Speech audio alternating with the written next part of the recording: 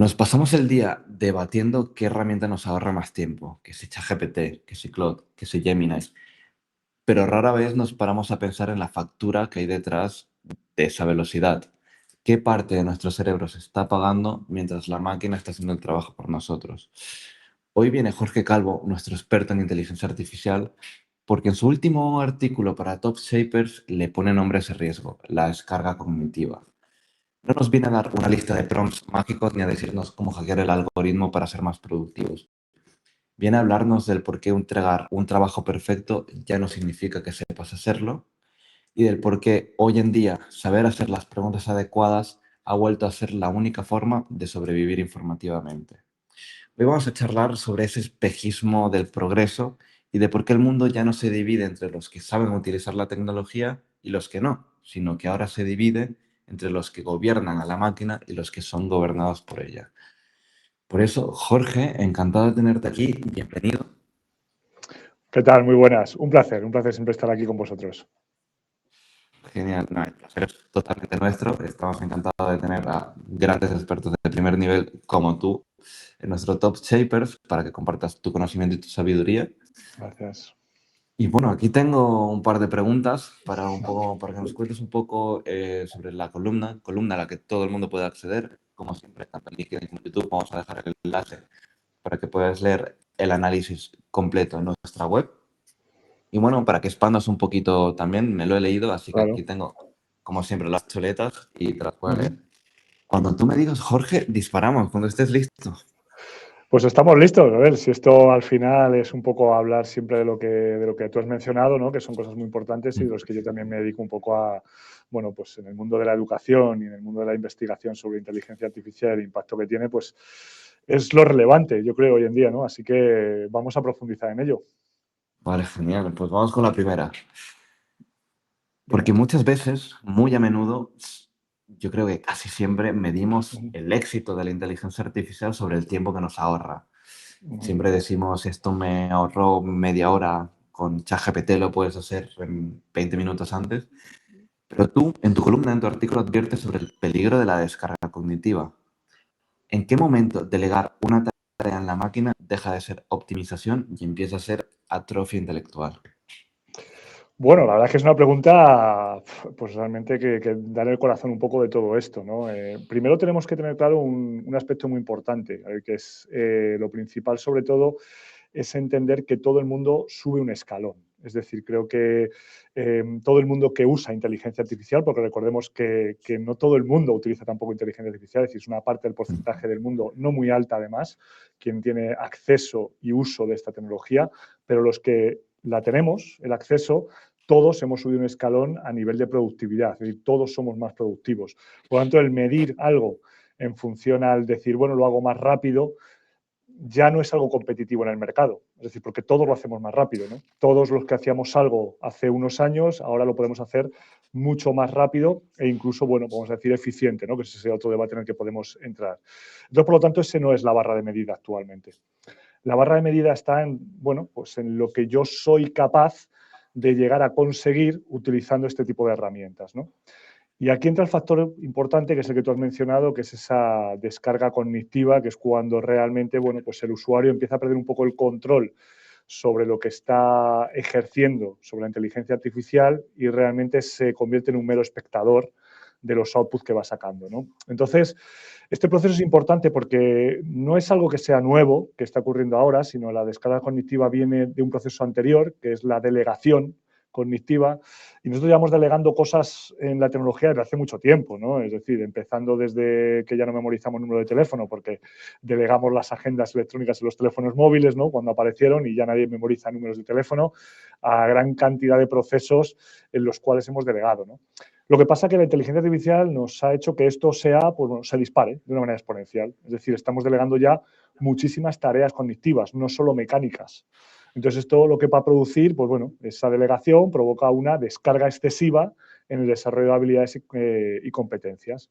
Y esto a la vez, si yo me lo llevo un poco a mi campo, que es el campo de la educación y sobre todo en edades tempranas, provoca que no es que haya descarga, es que ni siquiera haya carga en muchos aspectos, ¿no? Y entonces, por eso es muy importante el seguir trabajando y el seguir desarrollando habilidades y competencias, no desde un punto de vista de competencial de mercado, ¿no? Es decir, bueno, a lo mejor ya no hace falta que sepas desarrollar o estructurar un buen correo electrónico cuando tienes que hacer una propuesta de negocio.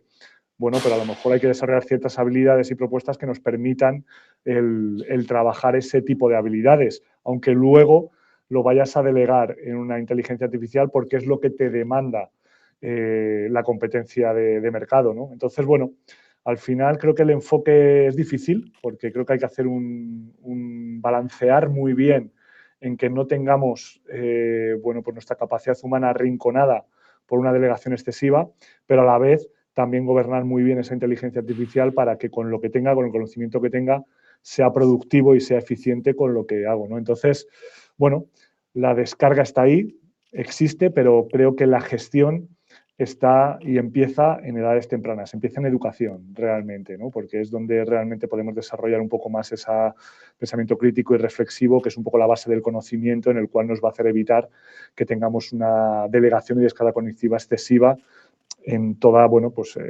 todos los alumnos que al final, dentro de poco tiempo, van a estar en la frontera de este mercado laboral, ¿no? Mencionas un estudio también en tu columna, mencionas un estudio sobre programadores que con Sí. inteligencia artificial entregaban un código perfecto, pero sin ella fracasaban porque no habían desarrollado esa competencia. Estamos construyendo una generación de profesionales que parecen muy brillantes en la superficie, son incapaces de sostener su propio trabajo sin atajos. Bueno, yo creo que no debemos de entrar en la falsa apariencia de una falsa potencialidad, ¿no? De las habilidades y competencias, sino creo que debemos de saber medirlas. Es decir, creo que el que desarrollen un código perfecto es bueno, hombre, es eficiente, está claro, ¿no? Es decir, yo he conseguido desarrollar el reto o el propósito que tú me has dado con un código. ¿Me pides andar en profundidad? Pues bueno, a lo mejor no es lo necesario en ese momento, por lo tanto el objetivo está conseguido. El problema está en cómo medimos, ¿no? Si realmente luego esa persona que ha desarrollado esa propuesta es capaz de escalarla, presentarla, defenderla o analizarla en profundidad.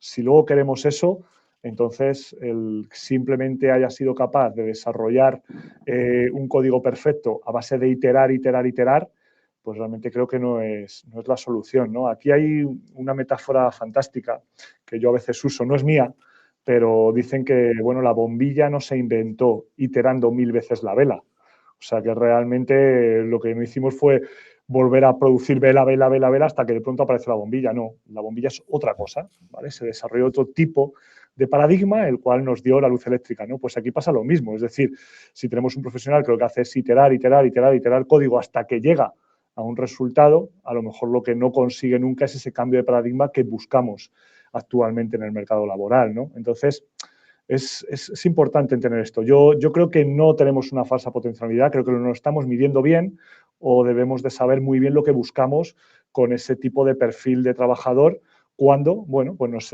nos entrega productos perfectos, pero a lo mejor es que buscamos algo más, ¿no? Buscamos otro tipo de, o un paso más del cual a lo mejor no es capaz de dárnoslo porque, bueno, he dicho antes, ¿no? Es iterar, iterar, iterar, probablemente sea una labor, vamos a decir, que esté en un escalón por debajo, ¿no? Otra cosa que planteas es que la inteligencia artificial tiene que ser el motor y no el piloto.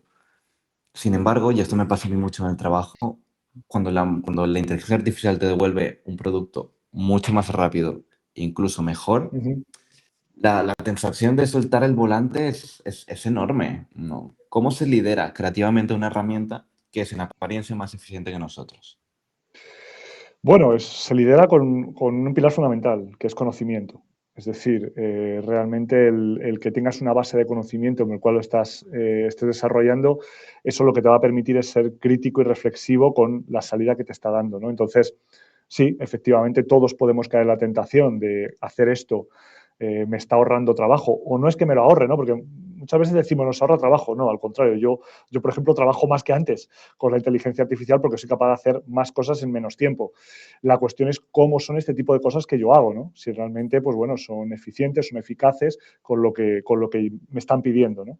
Entonces, claro, ahí está el límite, ¿no?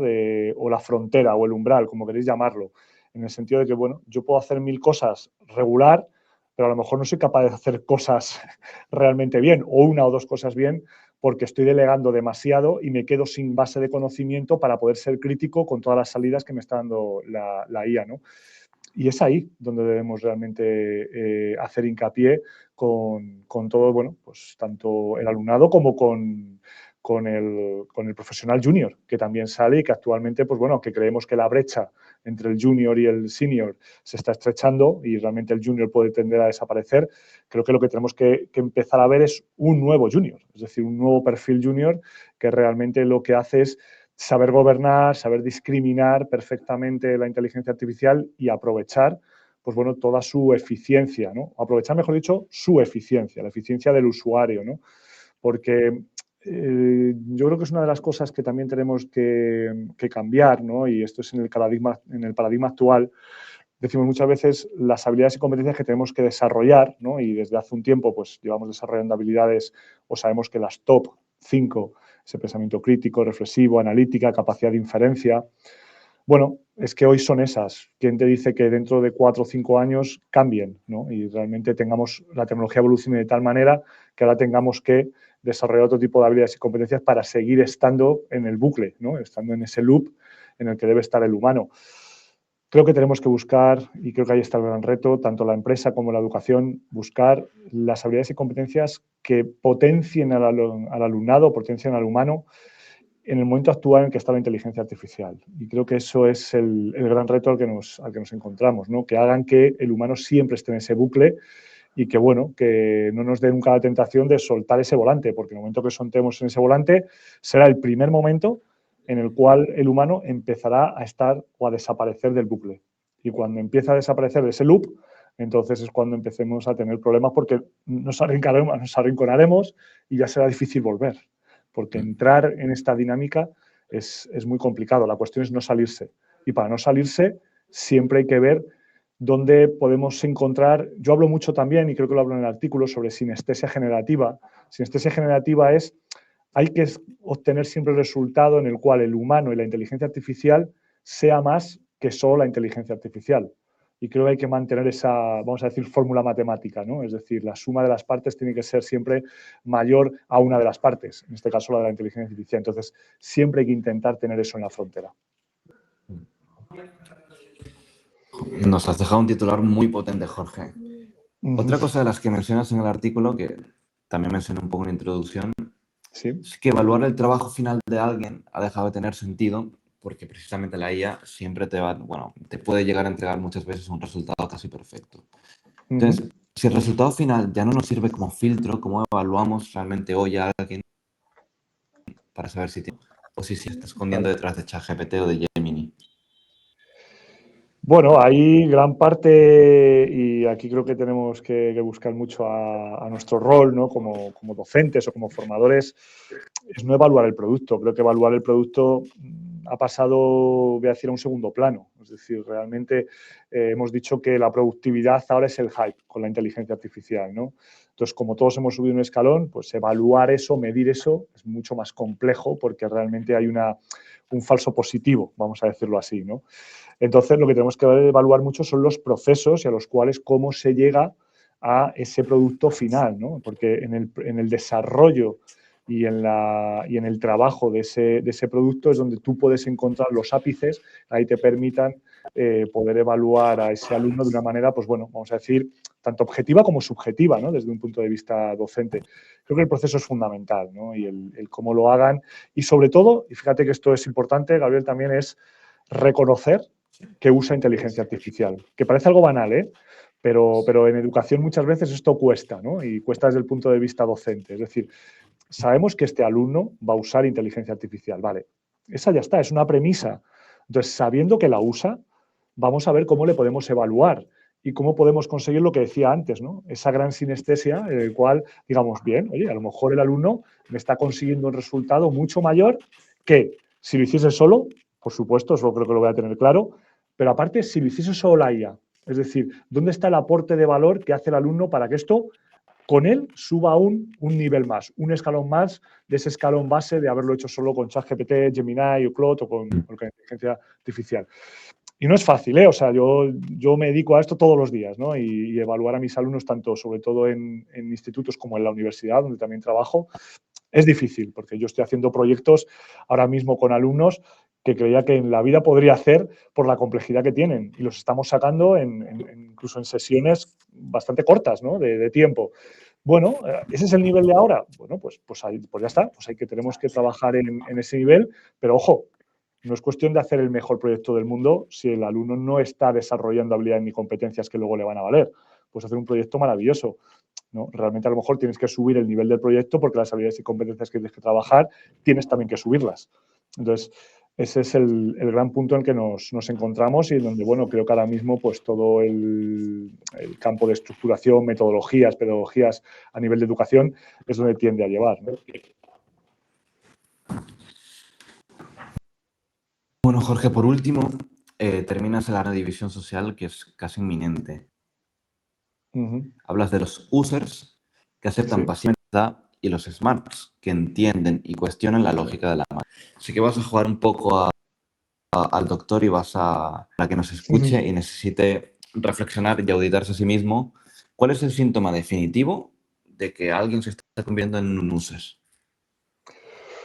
Bueno, eso hay que hacer un buen diagnóstico, ¿no? A ver, esta parte de Smart y Users es de cuando leí un libro de Alfonso Cornella, ¿no? Donde hablaba que, bueno, que en un futuro no sabríamos lo que pasaría, pero que iba a haber inteligencia artificial, eso es casi seguro, ¿no?